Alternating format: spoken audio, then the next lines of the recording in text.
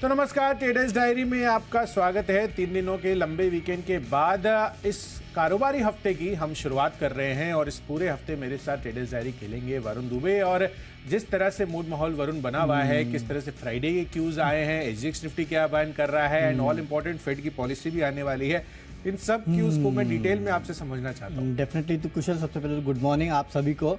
And बहुत eventful weekend रहा है, काफ़ी कुछ हमें देखने मिला इस पूरे वीकेंड में, और ये पूरा वीक जो है वो भी काफ़ी इवेंटफुल होने वाला है। तो बहुत सारे इवेंट्स हैं जिसको हमें फेस करना है।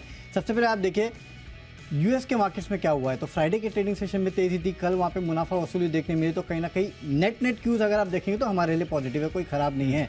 दिक्कत की बात सिर्फ एक है, फर्स्ट रिपब्लिक बैंक को जेपी मॉर्गन को बेचा गया। और कुशल, 2008 में आप कहाँ थे जब रिसेशन आया था, आपको याद है? आई थिंक बाजार तो ऑब्वियसली काफी ज्यादा गिरा नजर आया था उस टाइम। क्यों मैं ये पूछ रहा हूँ, क्योंकि 2008 में जब ये रिसेशन आया था और बेयर स्टर्न्स को जब जेपी मॉर्गन ने खरीदा था तब मैं जेपी मॉर्गन में था। और मुझे याद है कि इसी तरह की स्टोरी तब भी अनफोल्ड हुई थी, और जो दिवालिया हो चुके थे बैंक उनको कहीं ना कहीं स्ट्रॉन्ग बैंक को बेचा गया था। और अभी भी सिचुएशन वही है, हालांकि सिर्फ ये कहा नहीं जा रहा है कि रिसेशन है, लेकिन सिचुएशन अगर आप देखेंगे ना तो यूएस के मार्केट्स की वही है। और अगर यूएस में आपके कोई पहचान वाले और उनसे अगर आप पूछेंगे कि हालात क्या है तो वो यही बोलेंगे।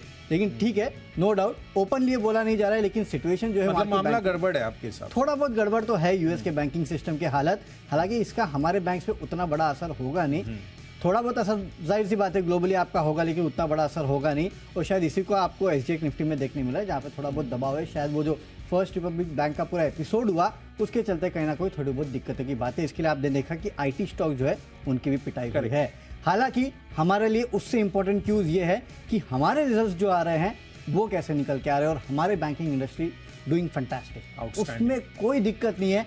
मैंने इनफैक्ट इस पूरे वीकेंड में जितने बैंक्स के रिजल्ट आए सबकी कॉन्फ्रेंस कॉल भी सुनी है। और कुशल, मैं आपसे ये कह सकता हूँ कि हमारी देश के जो मैनेजमेंट है वो पूरी तरह से कॉन्फिडेंट है। नो डाउट अगर ग्लोबल शॉक्स आएंगे तो शायद आपको झेलना पड़ेगा, लेकिन मुझे लगता नहीं कि हमारी बैंकिंग इंडस्ट्री में उतनी बड़ी दिक्कत है जितनी ग्लोबली आपको देखने मिल रही है।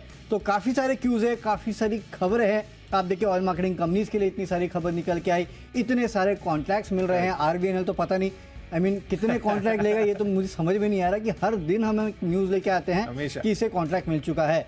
तो कॉन्ट्रैक्ट विन हो रहे हैं, ऑर्डर्स मिल रहे हैं, नतीजे इतने खराब हैं नहीं, नतीजे ठीक है, इक्का दुक्का नतीजे आपको खराब देखने मिलेंगे। और जिसके नतीजे खराब भी आए हैं वहाँ भी अपग्रेड आ गया है। ये स्टॉक भी मैं आपको आगे बताऊंगा, वो मैंने टीम में अपने लिया है। तो हमारे लिए इंटरनल क्यूज उतने दिक्कत भरे नहीं है, ग्लोबल शॉक्स के चलते हमारे मार्केट्स किस तरह से रिएक्ट करते हैं ना कुशल, वो देखना होगा, उसका थोड़ा बहुत इम्पैक्ट देखने मिलेगा। खबरें इतनी सारी थी तो इस बार तो प्रॉब्लम ऑफ प्लेंटी था। कौन से स्टॉक्स चुने हम अपने टीम में, ये सबसे बड़ा सवाल था। थोड़े बहुत चुन के हम लेके आए हैं। हालांकि आज टीम के बाहर भी ना कुशल काफ़ी खबरें हैं जिसके ऊपर नजर रखनी है। आज ऐसा लग रहा था कि अगर हमारी टीम 20-20 स्टॉक्स की होती ना तो भी हम भर लेते थे, राइट। तो इस तरह का मूड और माहौल है, इस तरह की खबरें आई है ओवर द वीकेंड। इतने सारे रिजल्ट्स आए हैं, आज भी काफ़ी सारे नतीजे आने वाले, इस पूरे काफ़ी सारे वीक पूरे काफ़ी सारे नतीजे आने वाले हैं। और जैसे कुशल आप कहते हैं कि फेड की पॉलिसी, अब सबकी नज़र वहाँ होगी।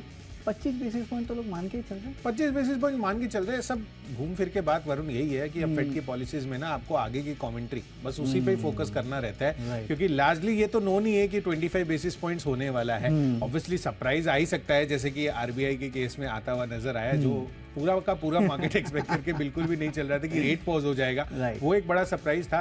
पर अमेरिका में अभी भी सिचुएशन जैसे कि आप बता रहे हैं कि इतनी खराब है, आई मीन सिनेरियो जो है वो बहुत अच्छा तो नहीं है। और इस मूड माहौल के हिसाब से तो यही लग रहा है कि 25 बेसिस पॉइंट्स फिर से ये बढ़त होने ही वाली है। लेकिन अगर एक इक्का दुक्का बैंक और गिर गए इस तरीके से, पता नहीं कब 25 बेसिस पॉइंट कट करना पड़ेगा। जेपी मॉर्गन फिर आ जाएगा कितने बार आएगा जेपी मॉर्गन, किसी को पता चला किसी को जेपी मॉर्गन को बेल आउट करना पड़ रहा है। नो डाउट ये तो बहुत बड़ा बैंक है तो उसमें तो कोई तकलीफ नहीं, लेकिन हाँ जो सिचुएशंस है उसको देखे आगे का अंदाजा लगाना कुशल थोड़ा डिफिकल्ट है कि फेड क्या करने वाला है। तो फेड की कमेंट्री जैसे कि आप कह रहे हैं वो काफ़ी इंपॉर्टेंट हो जाता है, और जो एपिसोड्स अनफोल्ड हो रहा है इंटरनेशनल मार्केट्स में, मेरे ख्याल से वो एक दिक्कत की बात है, उस पर पूरी तरह से नजर रखनी होगी। अब सिंगापुर निफ्टी जैसे कि मैंने आपको बताया, यहाँ आपको थोड़ा बहुत दबाव में कारोबार देखने मिल रहा है, करीब करीब 35 पॉइंट के आसपास की गिरावट सिंगापुर निफ्टी में देखने मिल रही है। डाउ फ्यूचर्स, नैस्डैक फ्यूचर्स, उस पर भी एक बार नजर डाल लेते हैं कि वहाँ किस तरह का कारोबार देखने मिल रहा है। वहाँ भी अगर आप देखेंगे तो हल्के लाल निशान में आपको कारोबार देखा जा रहा है, करीब 18 से 22 पॉइंट के आसपास की गिरावट जो है वो आपको नैस्डैक फ्यूचर्स और डाउ फ्यूचर्स में देखने मिल रही है। एक बार क्विकली एशियन मार्केट्स भी देख लेते हैं कि वहाँ किस तरह का कारोबार हो रहा है। हैंसैंग, शंघाई, निकाई, यहाँ पे किस तरह का ट्रेड हो रहा है। अगर हमारे डायरेक्टर साहब स्क्रीन पे लेके आए तो हम आपको बता पाएंगे कि देखिए वहाँ पे हरे निशान में कारोबार हो रहा है। तो मिक्स से क्यूज है जिसके बीच आपको ट्रेड करना है। और कुशल, इसमें एक बात और अच्छी हो रही है हमारे लिए, कच्चा तेल $80 के नीचे वो बढ़ने का नाम नहीं ले रहा, और हमारी इकोनॉमी के लिए अगर आप देखेंगे ना तो वो काफ़ी अच्छा है। तो वो भी एक ट्रिगर है जिस पे आपको नज़र रखनी है, उसका भी आपको काफ़ी इम्पैक्ट जो है वो हमारे मार्केट्स में देखने मिलेगा। देखिए अभी भी 79.31 के आसपास जो है वो ट्रेड कर रहा है, क्योंकि इसका इनडायरेक्ट इम्पैक्ट जो है आपको रुपए पे भी देखने मिलता है। तो जाहिर सी बात है ये भी एक पॉजिटिव क्यू है जो हमें देखना है। पता नहीं सिंगापुर निफ्टी इसको क्यों नहीं देखे। एसजीएक्स निफ्टी का इंडिकेशंस वरुण, आई थिंक अब उसकी रेलेवेंस थोड़ी सी कम होती हुई दिख रही है, क्योंकि पिछले 1-1.5 हफ्ते से ही हम देख रहे हैं कि एसजीएक्स निफ्टी में जब भी जिस तरह के भी लेवल जब हम ओपन करते हैं ना ट्रेडर्स डायरी, तो उसके बाद उसका उल्टा होता है या फिर कोई अलग ही ट्रेजेक्टरी बनती है। तो ऐसे स्पेसिफिक एसजीएक्स निफ्टी से इंडिकेशंस पुल करना थोड़ा डिफिकल्ट अभी के मूड माहौल में बन रहा है। हालांकि लार्जली हम ऑब्वियसली एसजीएक्स निफ्टी देखते हैं इंडिकेशंस के लिए, बट अभी सिनेरियो यही है कि आगे के लिए जिस तरह से छोटे मझोले शेयरों में बेहतरीन तेजी बनती हुई नजर आ रही है पिछले 1-1.5 हफ्ते से, स्मॉल कैप, मिड कैप बहुत ही शानदार वहां पर आपको एक परफॉर्मेंस देखने को मिल रही है। जब भी 1 बजे का लिंक करते हैं हम, तो वहां पर ये सिनेरियो साफ तौर पर देखने को मिलता है। तो चलिए इसी के साथ पारी की शुरुआत कर लेते हैं। जिस तरह से छोटे मझोले शेयरों में तेजी आ रही है, कौन से स्टॉक्स हमने चुने हैं और नंबर्स के लिहाज से कौन से स्टॉक्स फोकस में है, उस पर अब ध्यान लगाते हैं। तो चलिए इसी के साथ कैश सेगमेंट में वरुण, आपने कौन सा स्टॉक चुना है, प्लीज बताएं। पराग मिल्क, इसको मैंने अपने टीम में शामिल किया है, क्योंकि देखिए कंपनी घाटे से मुनाफे में आई है। सबसे अच्छी बात तो ये है, पहले टारगेट्स बता देता हूँ। 91 के लेवल के लिए आपको खरीदारी करना है, 85.5 के आसपास का स्टॉप लॉस रखेगा। आय में करीब 42% के आसपास की बढ़ोतरी हुई है। एबिटा फ्रंट पे कंपनी ने मुनाफा किया है 37 करोड़ का, जबकि पिछले साल इसी क्वार्टर में 585 करोड़ के आसपास का, 86 करोड़ के आसपास का कंपनी ने घाटा किया था। और पिछले बार लॉस जो है 592 करोड़ का था, इस बार 22 करोड़ का मुनाफा हुआ है। कुशल, हम रोज सुनते हैं अमूल डेयरी ने दूध के दाम बढ़ा दिए, इसने दाम बढ़ा दिए, उसने दाम बढ़ा दिए। अब देखिए दाम बढ़ाने का इम्पैक्ट जो है आपको कंपनी के ओवरऑल मुनाफे में भी देखने मिल रहा है। तो नतीजे अच्छे हैं, उसके चलते पराग मिल्क में आप खरीदारी करके चल सकते हैं। 91 के लेवल के लिए 85.5 के आसपास का आपको एक स्ट्रिक्ट स्टॉप लॉस भी रखना है। कुशल, आप बताइए कैश में आपने क्या खरीदा? बिल्कुल, तो नंबर्स के साथ ही आपने शुरुआत की है। मेरी तरफ से भी काफ़ी सारे वीकेंड के दौरान इनफैक्ट छोटे मझोले शेयरों के नंबर्स आते हुए दिखे थे, जिसमें एक स्टॉक है हिमाद्री स्पेशलिटी केमिकल्स। यहाँ पर काफ़ी आउटस्टैंडिंग नंबर्स आते हुए दिख रहे हैं। खासकर आप देखिए कामकाजी मुनाफा 187% की ग्रोथ रही है। पिछले साल 43 करोड़ का ये इनका एबिटा था, इस बारी 125 करोड़ से ज़्यादा का एबिटा कंपनी ने दर्ज किया है। मार्जिन्स के लिहाज से 5.2% के मार्जिन्स के मुकाबले 12.2%, सीधा 7% की ग्रोथ आपको मार्जिन्स पर भी आती हुई दिखी है। और मुनाफा भी इनफैक्ट पिछली बार घाटा था करीबन 7-7.5 करोड़ रुपए का, 76 करोड़ के मुनाफे में हिमाद्री स्पेशलिटी केमिकल्स ने नंबर्स काफ़ी शानदार पोस्ट किए हैं। मुझे लग रहा है कि इस वजह से आज यहाँ पर अच्छी खासी तेजी रह सकती है। तो 107 रुपये के टारगेट के लिए यहाँ पर खरीदारी करनी है, 100 रुपये का आपको स्टॉप लॉस रखना होगा। चलिए बढ़ते हैं अपनी अगली कैटेगरी जो है डेरिवेटिव स्पेस की। और डेरिवेटिव स्पेस में सबसे पहले फ्यूचर्स कैटेगरी में हमने कौन सा स्टॉक चुना है वो मैं आपको बताता हूँ। अब आप देखिए वीकेंड के दौरान यहाँ पर ऑटो नंबर्स आते हुए दिखे, यानी कल के दिन में 1 तारीख को नंबर्स डिक्लेयर होते हैं। तो उसमें मुझे लार्जली अगर आप पैक में देखेंगे तो काफ़ी सारे स्टॉक्स पर दबाव भी आ जाता हुआ दिख सकता है, क्योंकि नंबर्स कुछ के मिले जुले थे, कुछ के वीकनेस शो कर रहे थे अप्रैल महीने के ऑटो बिक्री आंकड़ों में। पर आयशर मोटर्स ये एक ऐसा काउंटर है जहां पर काफ़ी अच्छी आउटस्टैंडिंग परफॉर्मेंस आती हुई नजर आई। दोनों ही फ्रंट पर, चाहे आप VECV देखें या फिर रॉयल एनफील्ड, दोनों ही फ्रंट पर 18-19% की ग्रोथ लाना अन्य ऑटो कंपनियों के मुकाबले काफ़ी अपने आप में बेहतरी का संकेत माना जाएगा। एंड नंबर्स के लिहाज से मुझे लग रहा है कि आयशर मोटर्स काफ़ी अच्छा अभी ट्रेड बन सकता है, जिस तरह से अप्रैल महीने के ऑटो बिक्री आंकड़े आए हैं। 3317 रुपये की क्लोजिंग रही है, 3414, 3414 ये आपका टारगेट आज के लिए बनाएंगे। 3280 रुपये आपका स्टॉप लॉस रहेगा। तो आयशर मोटर्स यहाँ पे आपको फ्यूचर में खरीदारी करना है। ये एक मात्र कंपनी थी इसके अच्छे, इसके और एक और भी है, तो वो आगे बताएंगे। ओके चलिए, तो एक और कंपनी है जिसने काफ़ी बेहतर नतीजे जो है या फिर मंथली अपडेट्स दिए हैं, उसके चलते आज आपको आयशर मोटर्स पे नजर रखते हैं। और पूरा का पूरा ऑटो पैक जो है वैसे भी रडार में रहेगा। देखिए और एक खबर है जिसका इम्पैक्ट आपको पूरे सेक्टर में देखने मिलेगा। इसके लिए मैं कह रहा हूँ कि काफ़ी खबरों भरा वीकेंड था और खबरों भरा पूरा बिग डेज भी होने वाले हैं, तो खबरों पे आपको नजर रखना है। चलिए, मैंने एक जो मैं आपको कह रहा था कुशल कि एक स्टॉक था जिसपे कन्विक्शन नहीं है, लेकिन खराब नतीजों के बावजूद ब्रोकरेज हाउस ने प्राइस टारगेट बढ़ा दिया है, उसको मैंने अपने टीम में शामिल किया फ्यूचर में, वो है SBI कार्ड्स। नतीजे इतने कुछ खास नहीं है कि मैं इसमें खरीदारी करूँ। अब देखिए एनआई 16-17% बढ़ा है, मुनाफे में करीब 2.7% के आसपास की बढ़ोतरी हुई है, लेकिन इंटरनल्स इस कंपनी के थोड़े वीक है। ग्रॉस इनपेज अगर आप देखेंगे, नेट इंटरेस्ट मार्जिन देखेंगे, रिवॉल्व रेट जो कि सबसे इंपॉर्टेंट होता है अभी भी 24 के आसपास बना हुआ है। हालांकि पिछले क्वार्टर में जितना था उतना इस क्वार्टर में भी है, तो कोई बढ़ोतरी वहाँ देखने नहीं मिली है। ये एक दिक्कत की बात है, क्योंकि ये कंपनी जो है काफ़ी हद तक अपने मुनाफा या फिर मार्जिन जो है वो रिवॉल्व से कहीं ना कहीं जनरेट करती है।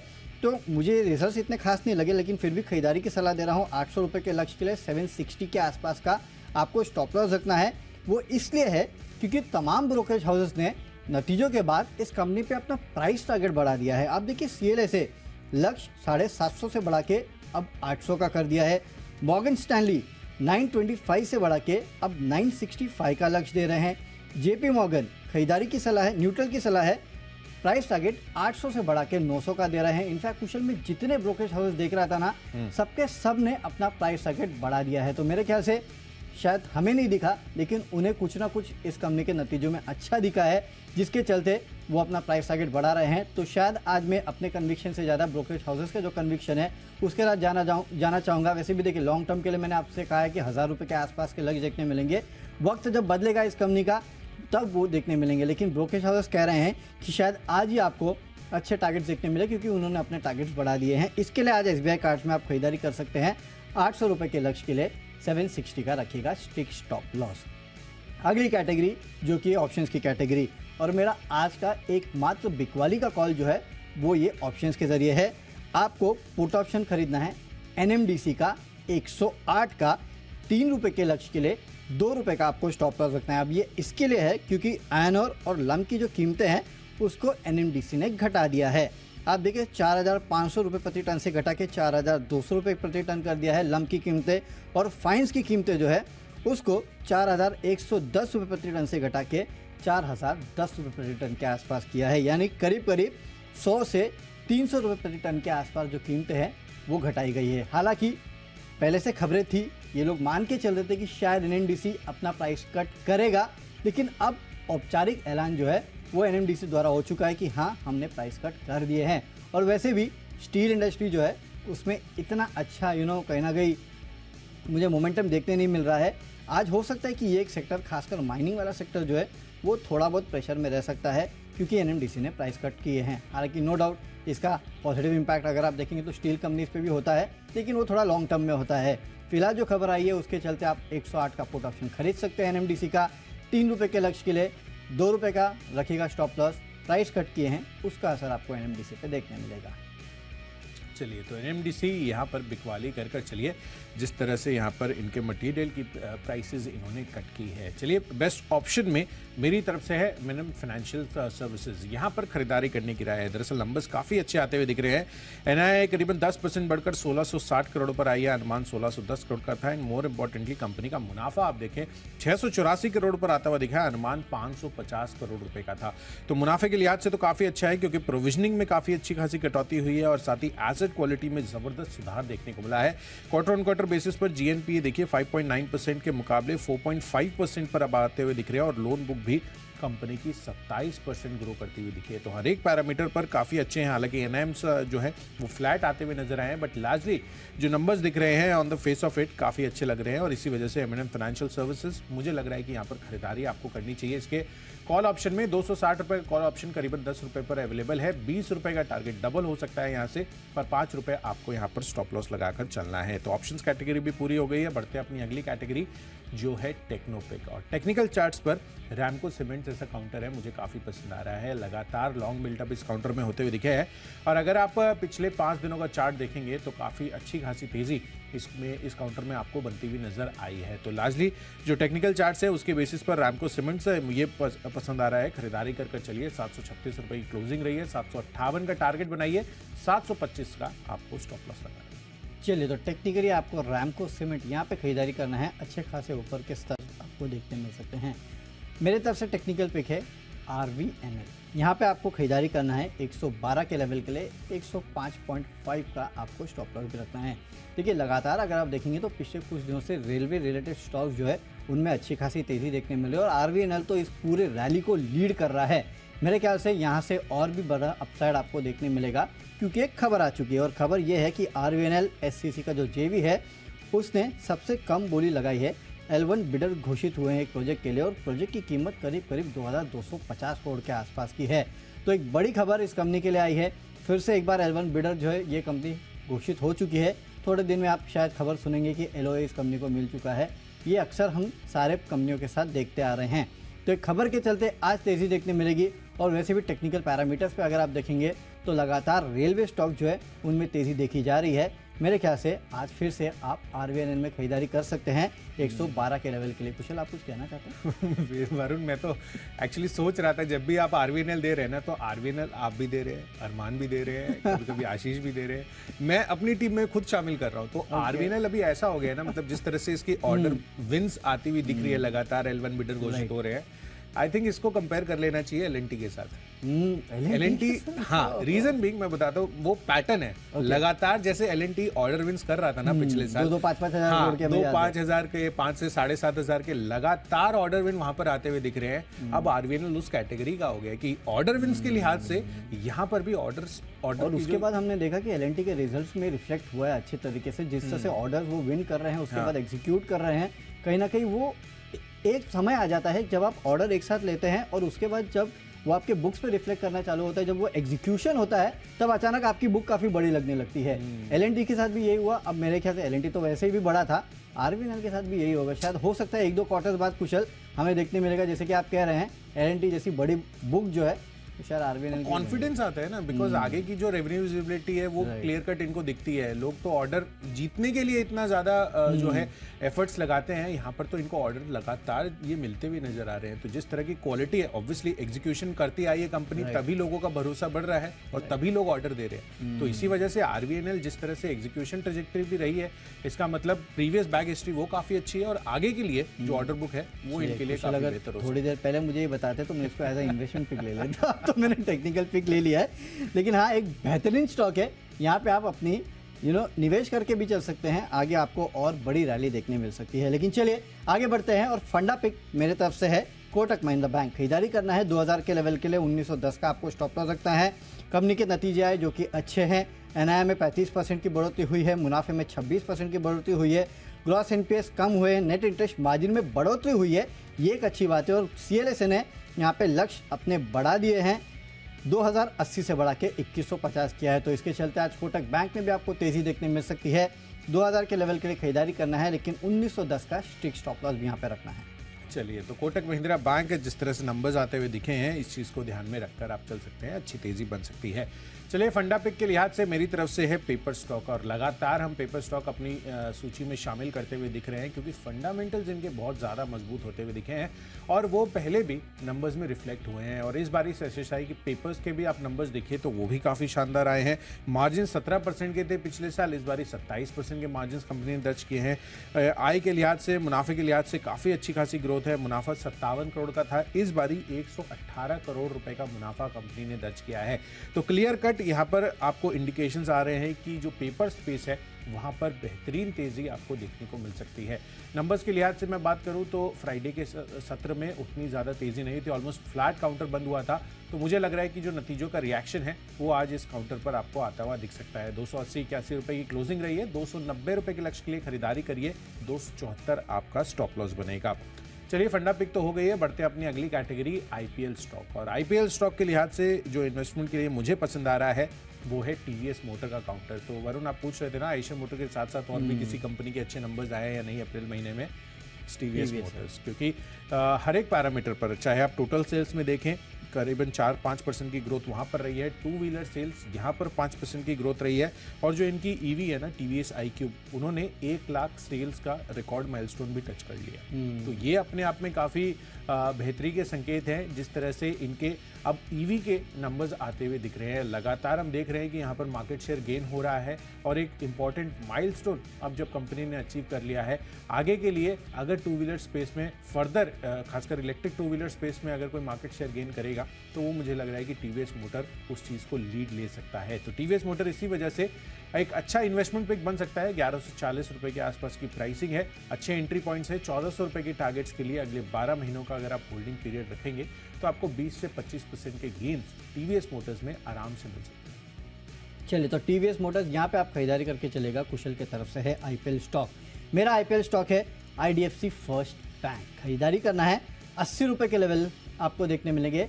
8 महीने का वक्त देना होगा। हालांकि मैं थोड़ा कंजर्वेटिव टारगेट लेके चल रहा हूँ, यहाँ से करीब 19-20 रुपये के आसपास का अपसाइड।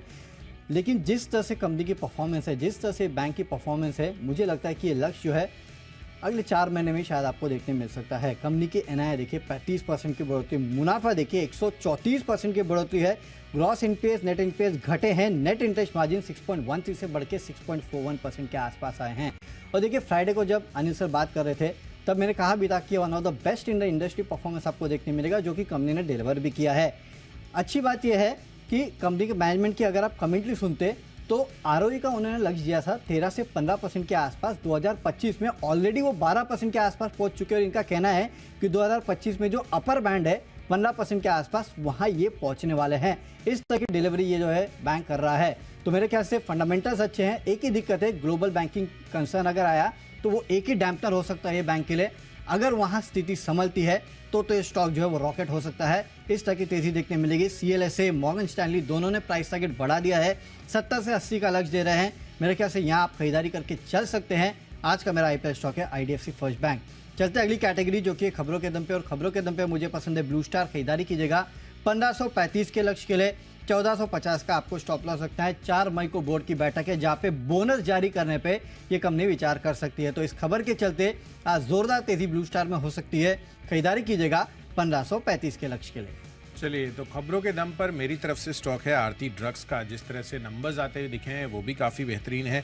मार्जिन्स इंप्रूव हुए हैं, 12% थे, इस बारी 13%। 100 बेसिस पॉइंट्स का आपको मार्जिन्स पर जंप आता हुआ दिखा है। और आय भी यहाँ पर माफ़ कीजिएगा 742 करोड़ पर आती हुई दिखी है 694 करोड़ रुपए के मुकाबले। तो नंबर्स काफ़ी अच्छे हैं। 420 रुपये के क्लोजिंग रही है। और वैसे भी फार्मा स्टॉक लगातार फोकस में है। 432 के लक्ष्य के लिए खरीदारी कीजिए। 415 रुपये आपको यहाँ पर स्टॉप लॉस रखना है। तो चलिए, खबरों के दम पर भी जो स्टॉक्स है वो भी हमने आपको बता दिए हैं, पर आखिरी कैटेगरी अभी बाकी है माई चॉइस की। लेकर आएंगे एक ब्रेक के बाद।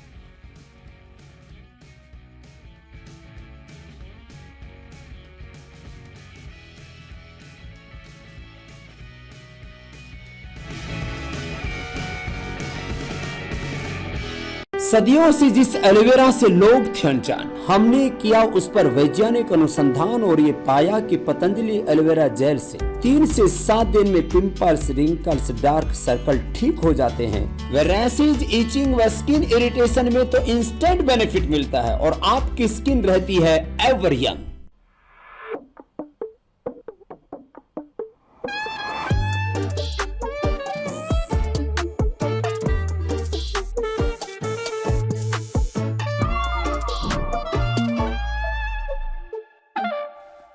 Don't like unwanted add-ons? Buy car insurance on PhonePe. Choose the add-ons you need. Save up to rupees 12,000 on car insurance on PhonePe.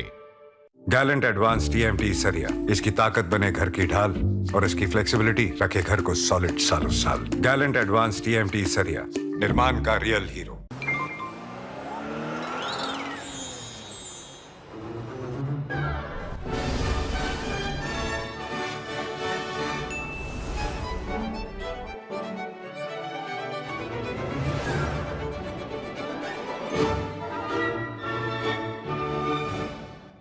ये है हेलोनिक्स, इंडिया का सबसे हेटेड बल्ब। ये राहुल को पसंद नहीं, ईशा को पसंद नहीं, सोनू बंटी बबली को नहीं, जानी को सलोनी को नहीं। जब भी शाम को बिजली गई इस बल्ब को देखो फर्क पड़ा ही नहीं। सही नहीं, यानी पढ़ाई में आया नो ब्रेक, लाइट बिना ब्रेक चलती गई। पेश है हेलोनिक्स इन्वर्टर बल्ब, जो लाइट जाने के बाद भी चलता रहे। Future is this Halonix.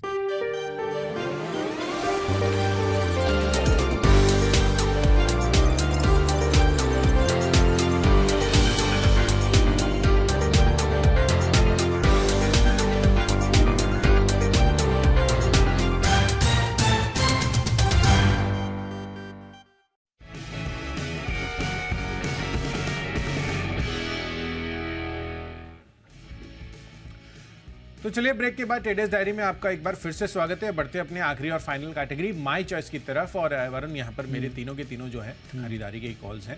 Numbers काफी अच्छे आते हुए दिखे हैं। सबसे पहले तो यहाँ पर नजर डाल दीजिए आईडीबीआई बैंक का नंबर्स काफी अच्छे हैं। मुनाफा करीबन 64% बढ़ता हुआ दिखा है।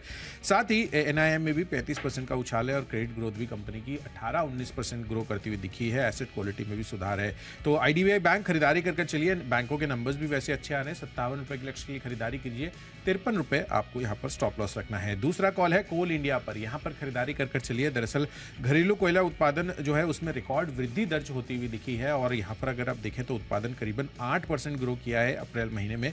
तो इस वजह से कोल इंडिया यहाँ पर फोकस करिए। 240 रुपए के लक्ष्य के लिए खरीदारी कीजिए। 231 का स्टॉप लॉस बनाए। और आखिरी कॉल है कैनफिन होम्स पर। हाउसिंग फाइनेंस कंपनियां लगातार तेजी में है।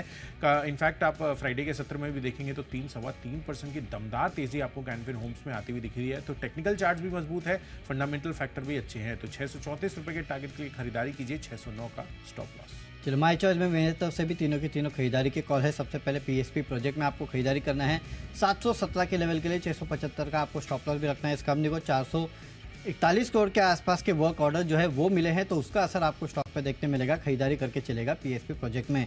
अगला स्टॉक है अहलुवालिया कॉन्ट्रैक्ट्स। 535 के लेवल के लिए खरीदारी करना है। 504 का आपको स्टॉप लॉस रखना है। कंपनी को मुंबई में छत्रपति शिवाजी महाराज टर्मिनल्स का रीडेवलपमेंट का ऑर्डर जो है वो मिला है। रेल भूमि विकास से लगभग 2450 करोड़ के आसपास के ऑर्डर जो है इस कंपनी को मिले हैं। उसके चलते स्टॉक में तेजी हो सकती है। और आखिरी स्टॉक है इंटरग्लोब एविएशन। खरीदारी करके चल सकते हैं 2080 के लेवल के लिए। 1990 के आसपास का आपको स्टॉप लॉस रखना है। वैसे भी एयर ट्रैफिक का जो डेटा आया है वो काफ़ी अच्छा है अप्रैल महीने का। और साथ ही साथ कच्चे तेल के दाम जो है वो लगातार गिर रहे हैं, तो उसका असर भी आपको इंटरग्लोब एविएशन पे देखने मिलेगा। खरीदारी करके चलेगा 2080 के लेवल के लिए। चलिए, तो इंटरग्लोब एविएशन यहाँ पर खरीदारी करके चलिए। फंडामेंटल फैक्टर्स इनके लिए मजबूती का इंडिकेशंस कर रहे हैं। चलिए अब एक क्विक रिकैप कर लेते हैं। सबसे पहले कैश सेगमेंट में हिमाद्री स्पेशलिटी नंबर्स काफी बेहतरीन है यहाँ पर। साथ ही फ्यूचर्स कैटेगरी में अप्रैल महीने के जो आइशर मोटर्स के आंकड़े आए हैं उस पर फोकस करके खरीदारी करके चल सकते हैं। M&M फाइनेंशियल सर्विसेज नंबर्स काफी बेहतरीन यहाँ पर आए हैं। सभी NBFCs अच्छा प्रदर्शन कर रहे हैं। साथ ही टेक्निकल चार्ट्स पर रैमको सीमेंट पसंद है। शिवशाही पेपर सेक्टर आज फोकस में रह सकता है। नंबर्स काफी तगड़े यहाँ पर भी आते हुए दिख रहे हैं। टीवीएस मोटर्स अगले एक साल के लिए 1400 रुपए के लक्ष्य आपको देखने को मिल सकते हैं। खबरों के दम पर आरती ड्रग्स जो नंबर्स आए हैं। और साथ ही माय चॉइस कैटेगरी में आईडीबीआई बैंक, कोल इंडिया और कैनफिन होम्स यहाँ पर करके चलें आप खरीदारी। और इन सब में आज का मेरा बेस्ट पिक बन रहा है आइशर मोटर्स पर। जिस तरह के आंकड़े आते हुए दिख रहे हैं दोनों ही VCV और रॉयल एनफील्ड के वो काफी शानदार हैं। 18-19% की ग्रोथ इन्होंने दर्ज की है। अन्य ऑटो कंपनियों में काफी क्लियर कट आउट परफॉर्मर है। तो 3414 के टारगेट के लिए यहाँ पर आप खरीदारी कर सकते हैं। कैश में खरीदारी करना है पराग मिल्क में। नतीजा है कंपनी घाटे से मुनाफे में आई है, उसके चलते तेजी हो सकती है। खरीदारी आपको करना है। फ्यूचर्स में SBI कार्ड्स में खरीदारी करना है 800 के लेवल के लिए। नतीजों के बाद ब्रोकरेज हाउसेस ने अपने प्राइस टारगेट बढ़ाए हैं, उसके चलते तेजी हो सकती है। ऑप्शंस में NMDC का 108 का पुट ऑप्शन खरीदना है। आयरन ओर के दाम जो है इस कंपनी ने घटाए हैं, उसके चलते आज थोड़ी बहुत गिरावट आपको NMDC में देखने मिलेगी। टेक्निकली RVNL अच्छा लगता है। लगातार रेलवे स्टॉक्स में तेजी है। साथ ही साथ इस कंपनी को 2250 करोड़ के ऑर्डर भी मिले हैं, उसके चलते तेजी हो सकती है। फंडा पिक है कोटक बैंक। नतीजे अच्छे आए हैं। CLSA ने लक्ष्य बढ़ाए हैं, उसके चलते 2000 के लक्ष्य आपको देखने मिलेंगे। IPL स्टॉक है IDFC फर्स्ट बैंक। नतीजे काफ़ी बेहतरीन है। ब्रोकरेज हाउसेस ने प्राइस टारगेट बढ़ाए हैं। अगले 6 से 8 महीने में 80 के आसपास के लेवल स्टॉक आपको दिखा सकता है। खबरों के दम पे ब्लू स्टार में खरीदारी करना है। 4 मई को बोर्ड की बैठक है, वहाँ पे बोनस शेयर जारी करने पे विचार करेंगे, इसके चलते स्टॉक में तेजी हो सकती है।